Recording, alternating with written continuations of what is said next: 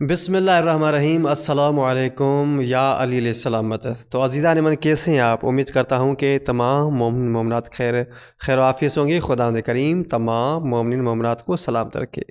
जीते रहो, सलामत रहो मौला अली के चाहने वालों। जैसा कि मौला अली अलैहिस्सलाम के मुनकर हर चीज़ की दलील मांगते हैं, हर चीज़ की दलील कहते हैं कि कुरान मजीद से साबित करो, फ़लाँ चीज़ कुरान से साबित करो, रोना कुरान से साबित करो, मातम कुरान से साबित करो, नमाज कुरान से साबित करो। हर चीज़ कहते हैं कि भाई कुरान से साबित करो। मगर जब हम कुरान से साबित करते हैं तो वो मानते नहीं, कहते हैं नहीं ये इसका मतलब यूँ है, ये वगैरह वगैरह। मगर मुनकिर जो भी होंगे वो कभी भी जिसने नबी की बात को नहीं माना तो वो ज़ाहिर सी बात है कुरान को भी नहीं मानेंगे। मगर शुक्र है अल्हम्दुलिल्लाह, खुदा करीम ने शियों को इतना इल्म दिया है, अपनी रहमत करम की नज़र की है कि शिया हर सवाल का जवाब देते हैं मगर वो मानते नहीं। अब इन्होंने ये सवाल किया है कि क्या कुरान में 12 इमामों की इताअत का हुक्म है, यानी हम जो 12 इमामों की पैरवी करते हैं, उनकी इताअत करते हैं, उनका कहना मानते हैं, इनका ये इताअत यानी ये जो हुक्म 12 इमामों का कुरान मजीद में मौजूद है या नहीं? तो जी हाँ भाई, क्यों मौजूद नहीं है? मगर आप मानते नहीं हैं तो इस लिहाज से हम इसकी दलील जो है कुरान मजीद से हम साबित करेंगे। इसका जवाब यूँ है कि जैसे कि कुरान मजीद अब यहाँ पर आप देख रहे हैं कि मैंने ये सिलसिला इसलिए निकाला है क्योंकि आप भी ताकि देख सकें। अगर कोई मुनकर आपको कहे तो आप इस वीडियो को देखकर शॉर्ट स्क्रीन निकाल कर आप उसे दिखा सकते हैं। इसका जवाब कुरान मजीद की आयत है, वमा युमिनु अक्सरुहुम बिल्लाहि इल्ला वहुम मुशरिकून। आयत नंबर 106 है, सूरह यूसुफ पारा नंबर 12। और उनमें से अक्सर अल्लाह ताला पर ईमान नहीं लाते मगर इस हाल में कि वो मुशरिक भी हैं। यहाँ पर हमारे पाँचवें इमाम हज़रत इमाम मोहम्मद बाक़िर अलैहिस्सलाम, इससे मुराद शिर्क इताअत है, शिर्क इबादत नहीं। यानी जो इबादत में शिर्क करे वो शिर्क नहीं। यानी इताअत यानी अगर मासूमिन की इताअत नहीं करता ना तो उसने भी समझो शिर्क किया। अब ये ज़िक्र तफसीर नूर सकल हदीस नंबर वगैरह वगैरह ये लिखा हुआ है, आप खुद देख सकते हैं, ठीक है। उसके बाद छठे इमाम हज़रत इमाम जाफ़र सादिक अलैहिस्सलाम फरमाते हैं ये शिर्क इताअत है, शिर्क इबादत नहीं।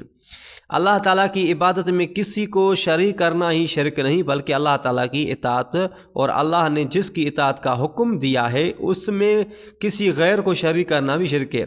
और अक्सर लोग इताअत में किसी गैर को शरीक करके मुशरिक हो जाते हैं, हालांकि अल्लाह पर ईमान भी रखते हैं।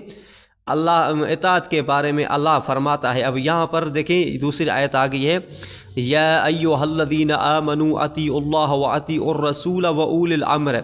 आयत नंबर 59 है, सूरह निसा पारा नंबर 5। तर्जुमा इसका यूँ है, ए ईमान वालो अल्लाह की इताअत करो और रसूल की इताअत करो और रसूल की तरह वालियान अमर 12 इमामों की इताअत बिला फसल करो, फसल इताअत करो। यहाँ पर हमारे पाँचवें इमाम मोहम्मद बाक़िर अलैहिस्सलाम फरमाते हैं कि जिस उलुल अम्र की इताअत का हुक्म है वो आइमा मासूम है, यानी हर अमर पर मिल्कियत रखने वाले। या तफसीरों का ये जिसमें भी ज़िक्र है, किताबों का नाम लिखा हुआ है। थोड़ा हम आगे करते हैं। अब यहाँ पे कहते हैं शेख सदूक, आप खुद देख रहे हैं कि शेख सदूक लिखते हैं कि जाबिर इब्न अब्दुल्ला अंसारी ने आन हज़रत सल्लल्लाहु अलैहि वसल्लम से अर्ज़ किया कि उलुल अम्र कौन है? तो आन हज़रत सल्लल्लाहु अलैहि वसल्लम ने फरमाया, ए जाबिर, इससे मुराद मेरे खुलफा हैं जो मेरे बाद मुसलमानों के इमाम होंगे। उनमें से पहला इमाम अली इब्न अबी तालिब है, फिर हसन, फिर हुसैन, फिर अली इब्न हुसैन, फिर मोहम्मद बिन अली।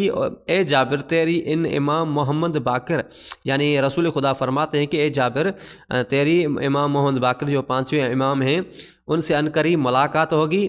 जब तेरी मुलाकात हो तो मेरी तरफ से उन्हें सलाम पहुँचाना। फिर जाफ़र सादिक अलैहिस्सलाम, फिर मूसा बिन जाफ़र, फिर अली बिन मूसा, फिर मोहम्मद बिन अली, उसके बाद अली बिन मोहम्मद, फिर हसन बिन अली इमाम होंगे।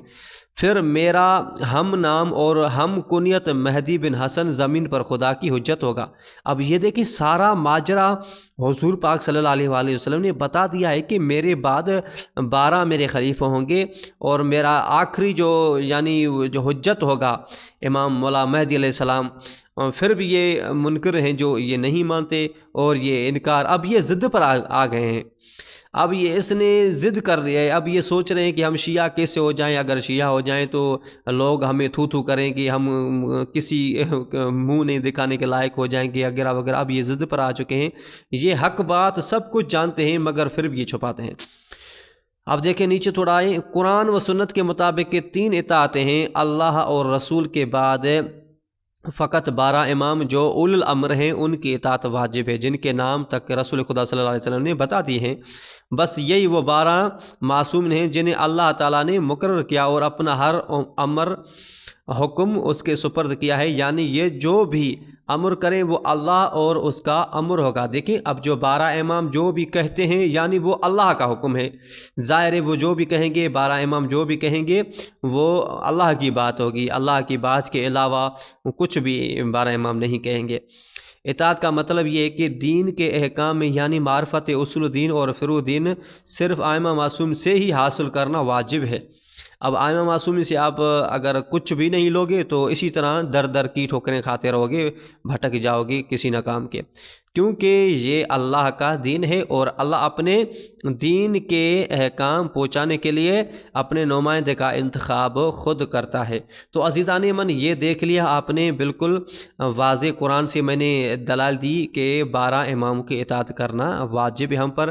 اگر ہمارے دل میں پنجتن کی 12 اماموں کی محبت نہیں ہے تو ہم کسی کام کے بھی نہیں، میں اس دنیا میں بھی ذلیل خوار ہوتے رہیں گے اور آخرت میں بھی ہمارا ٹھکانہ جہنم ہوگا۔